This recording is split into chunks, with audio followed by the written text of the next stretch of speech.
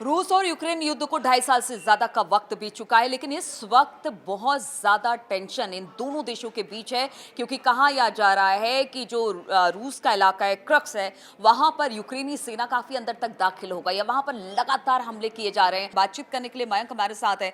Mayank, crux में लगातार जो यूक्रेनी सेना है वो दाखिल होती चली जा रही है और वहां पर अब स्थिति बड़ी टेंस हो गई है।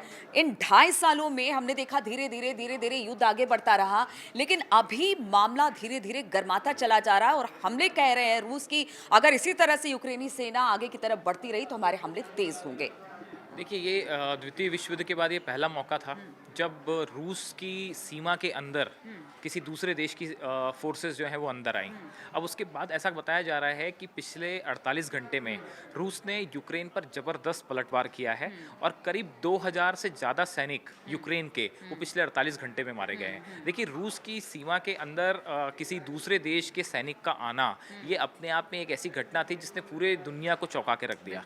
अभी तक ये माना जा रहा था कि यूक्रेन जो है, पहले तो रूस की तरफ से कहा जा रहा था कि हम बस एक हफ्ते में जो है वो यूक्रेन को खत्म कर देंगे, युद्ध खत्म हो जाएगा, लेकिन ऐसा नहीं हुआ। और अब जो है जिस तरह से यूक्रेन की सेना अंदर घुसी रूस में, उसने सबको जो है एकदम आश्चर्यचकित कर दिया कि ये कैसे हुआ।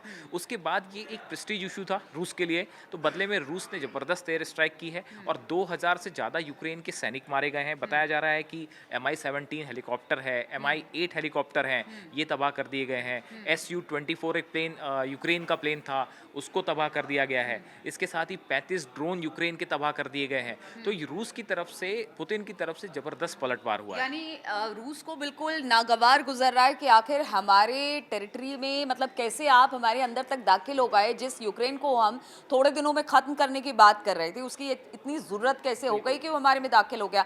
ऐसे में अब रूस लगातार पलटवार कर रहा है।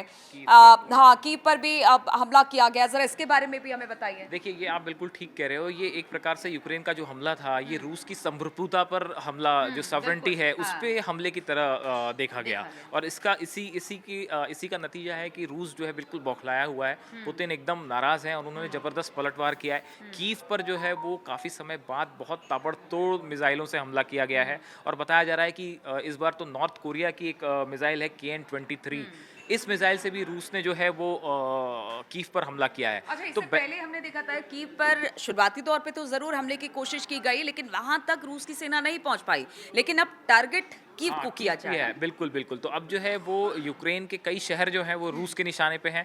कीव में बैलिस्टिक मिसाइल्स गिर रही हैं, यूक्रेन के कई इलाकों पर हमले हो रहे हैं। तो ऐसा माना जा रहा है कि आने वाले कुछ दिन जो हैं वो इसी तरह से रूस के हमले इसी तरह से जारी रहेंगे। लेकिन इस बीच में एक जो बड़ी चिंता की बात सामने निकल के आ रही है इस पूरे हमले के बाद, वो ये है कि कर्स्क जो इलाका है, यहाँ पे एक न्यूक्लियर प्लांट है रूस का।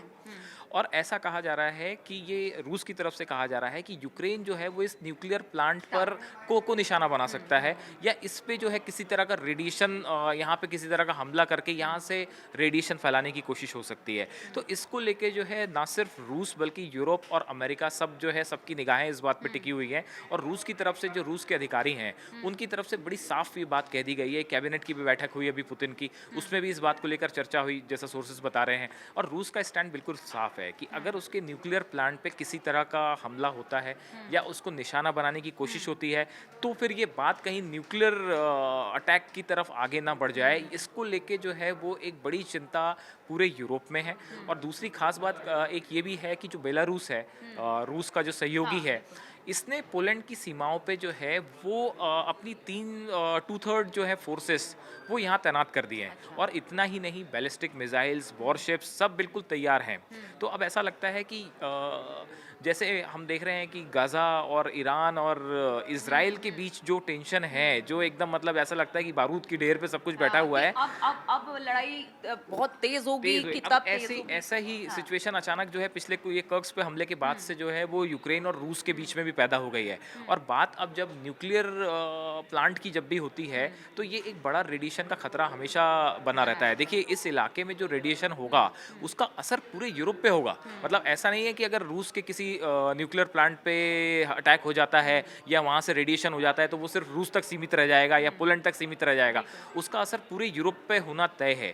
इसलिए आप देखें कि ये इस न्यूक्लियर स्ट्रैटेजी को लेके पूरी दुनिया भर की निगाहें जो हैं वो इस बात पे आके टिकी हुई हैं। इसमें उत्तर कोरिया की भी एंट्री हो गई, जरा वो भी बताइए कि किस तरह से। ये जो एक नई चीज़ जो है इस बार सामने आई कि कीव पे जो बैलिस्टिक मिसाइल्स गिरी हैं, इसमें से बताया जा रहा है कि 2 बैलिस्टिक मिसाइल्स ऐसी थी जिनका नाम जो है वो KN-23, ये दोनों नॉर्थ कोरिया की जो है बैलिस्टिक मिसाइल्स हैं। तो अब आप देखिए, एक प्रकार से आप देखें तो ये पूरी दुनिया में एकदम से ध्रुवीकरण होता जा रहा है।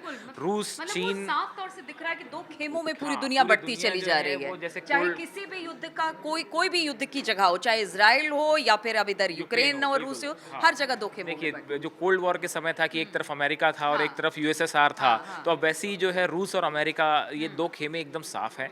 और एक तरफ चीन भी जो है वो रूस के साथ खड़ा दिखाई दे रहा है, अब नॉर्थ कोरिया भी है। यहाँ तक कि कहा जा रहा है कि नॉर्थ कोरिया की जो हथियार हैं वो शायद ईरान को भी सप्लाई किए जा रहे हैं। तो ऐसा कुल मिला के आप देखें कि ये जो फ्रंट है यूक्रेन वाला, अच्छा एक बड़ी इंटरेस्टिंग और बात है ये, आप देखिए कि जैसे ईरान, इजराइल और हमास और हिजबुल्ला, ईरान के बीच में जैसे जैसे टेंशन आगे बढ़ता जा रहा था, अभी आप देखें उसी बीच में अचानक से यूक्रेन की फोर्सेस कर्स्क के अंदर घुस जाती हैं।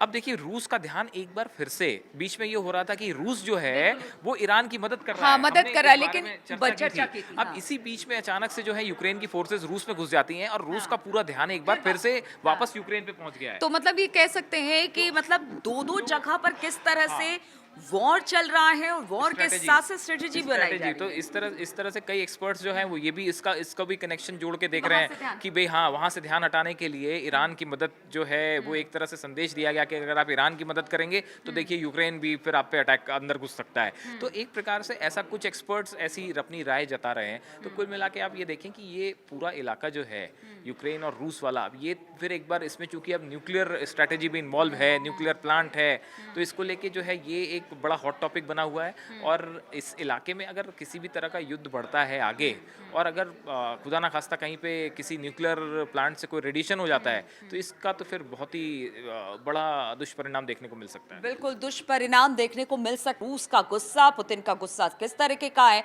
वो पीछे कुछ हमलों से जाहिर होता दिखाई दे रहा है। तो इस खबर पर भी लगातार हमारी नजर बनी रहेगी, आप बने रहिए हमारे साथ।